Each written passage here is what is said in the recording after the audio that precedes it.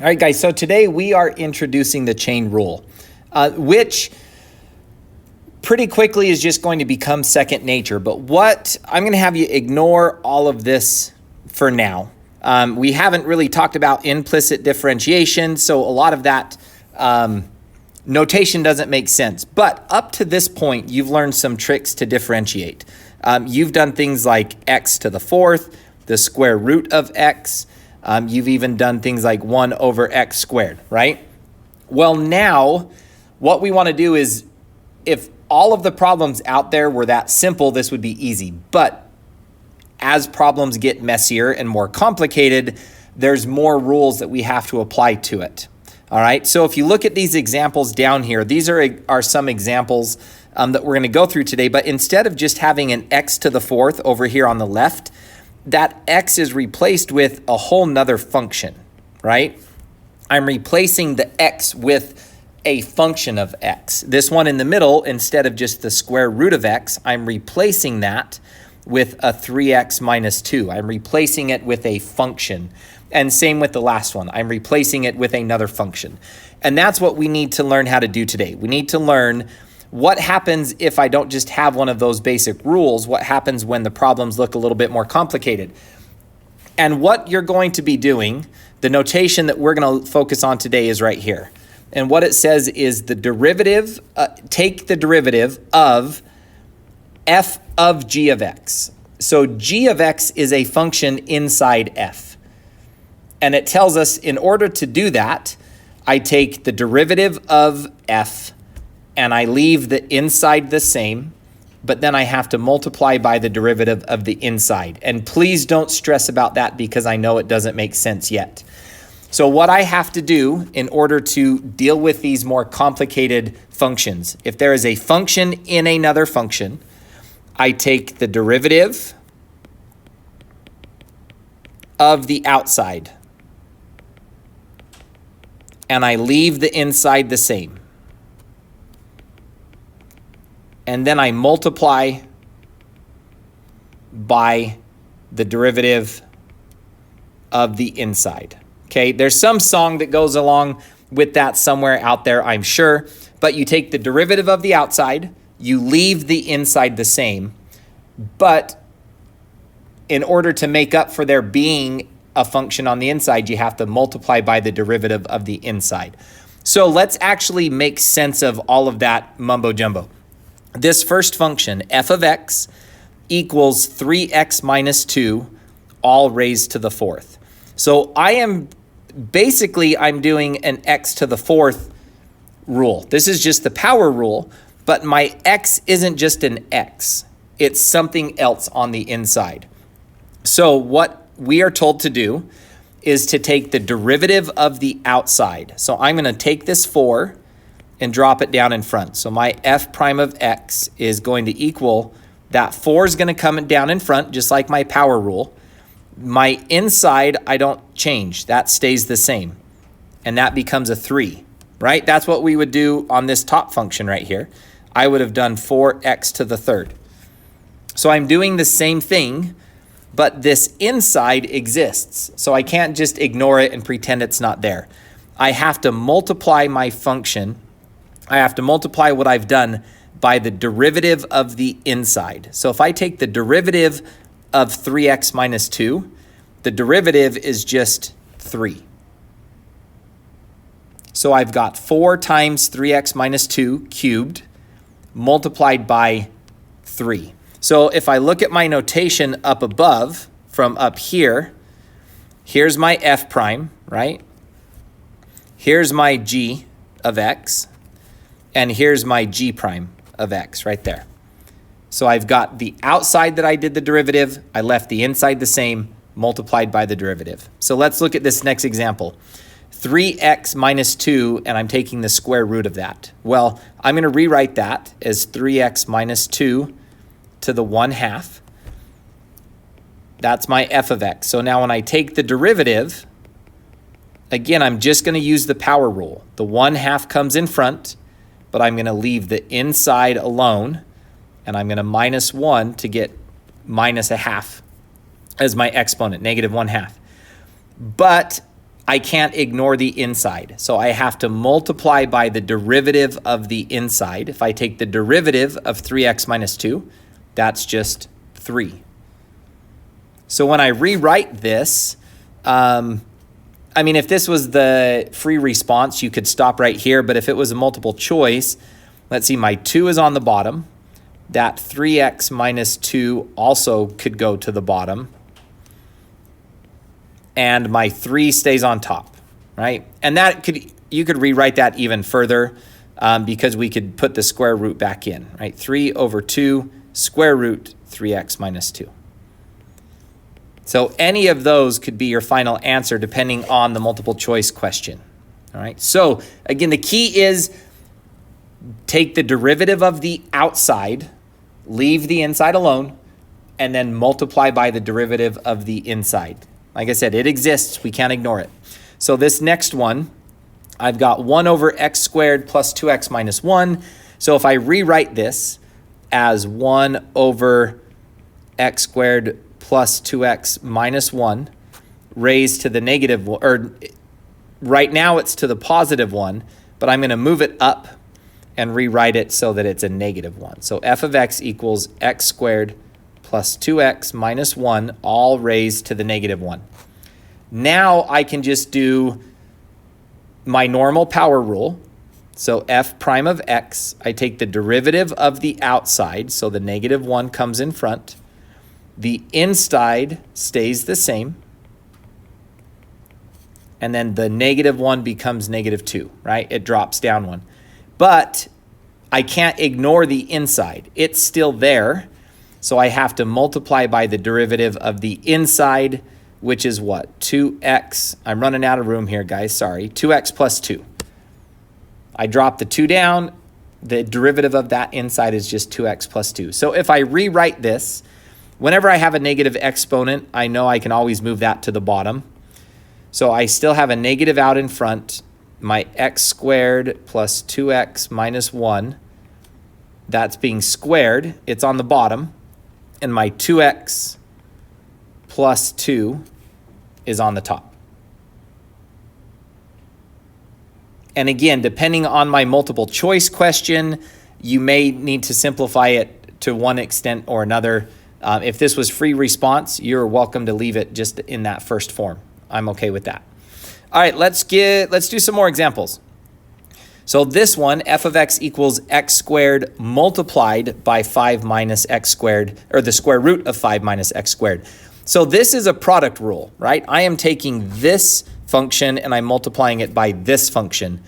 But this second one, there's something on the inside. So I'm going to have to use my chain rule on that part. So let's rewrite this just a little bit. F of x is going to equal x squared multiplied by the square root. Let's rewrite that right now.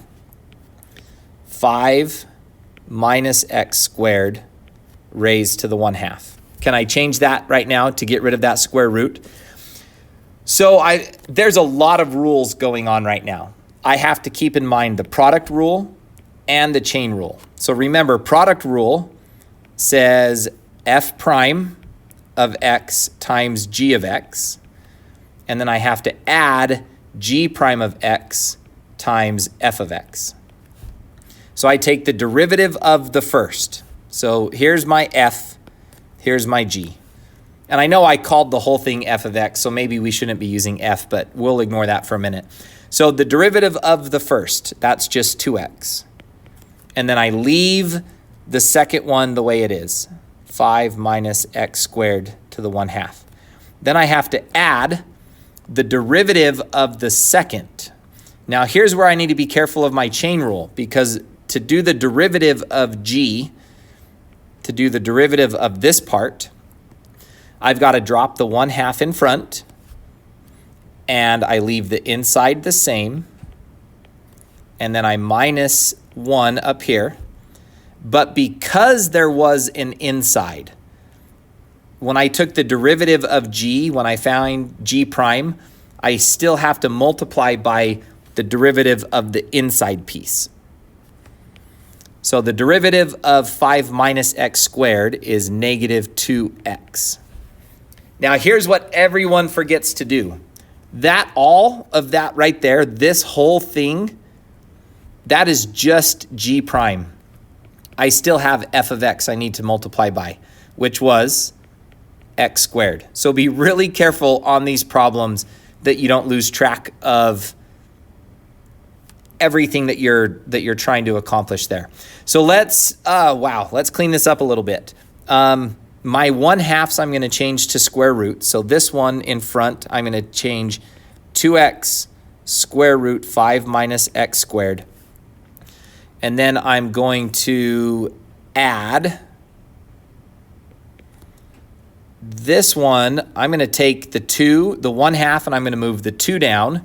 And I'm going to take the root of 5 minus x squared to the negative half. I'm taking this right here, and I'm moving it to the bottom and making it a positive root.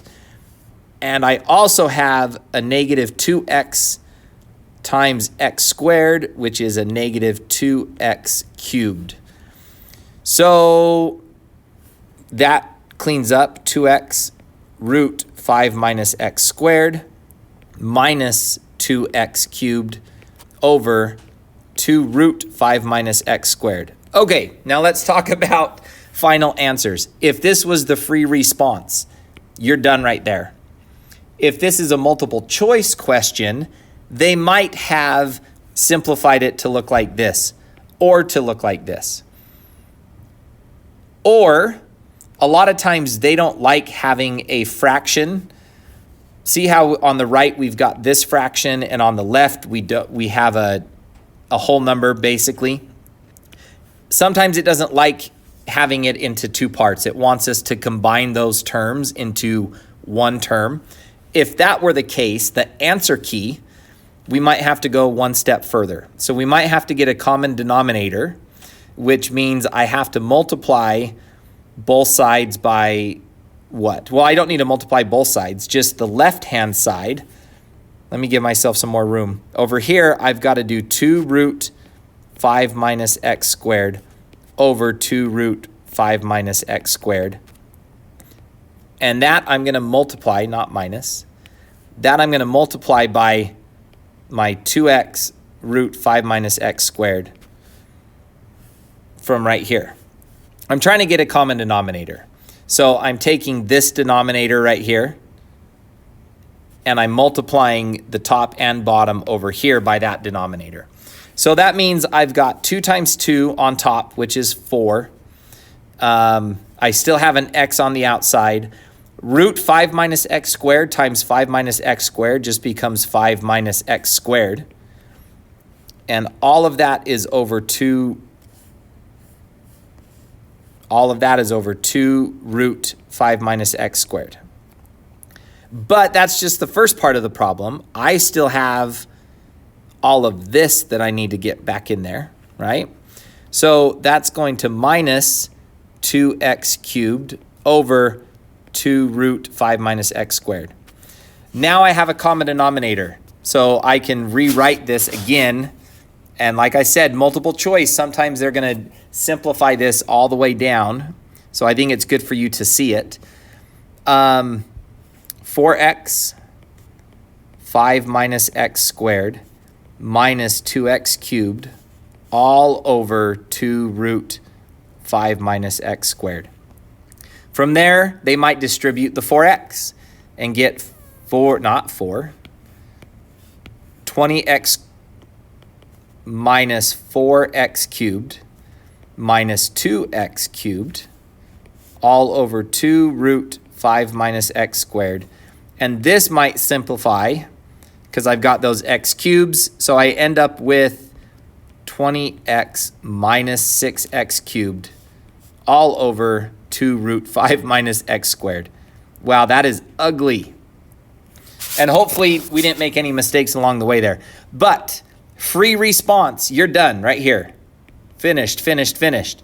Multiple choice, they could have stopped anywhere along the way and said, hey, we're going to use this term, this version of the answer.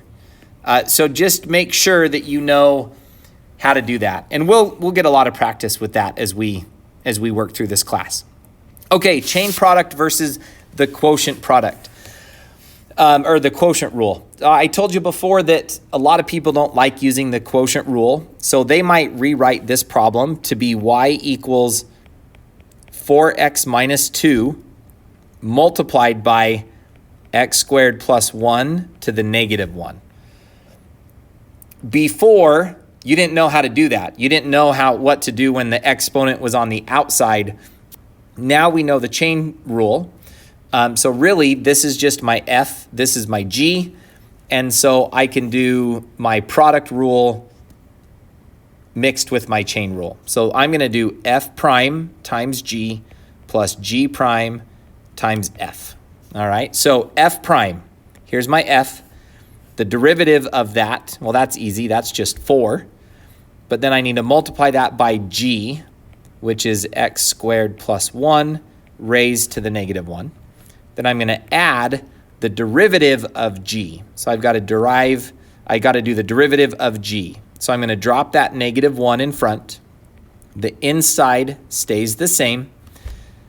The negative 1 becomes a negative 2. But because there is an inside, I have to times that by the derivative of the inside. That's my chain rule, remember? All of that right here is just g prime. Don't forget about f, because then I have to multiply by 4x minus 2. So that gives you a great big ugly problem to simplify. In fact, let's stop right there, and we will simplify in class. We're going to simplify the rest of that together.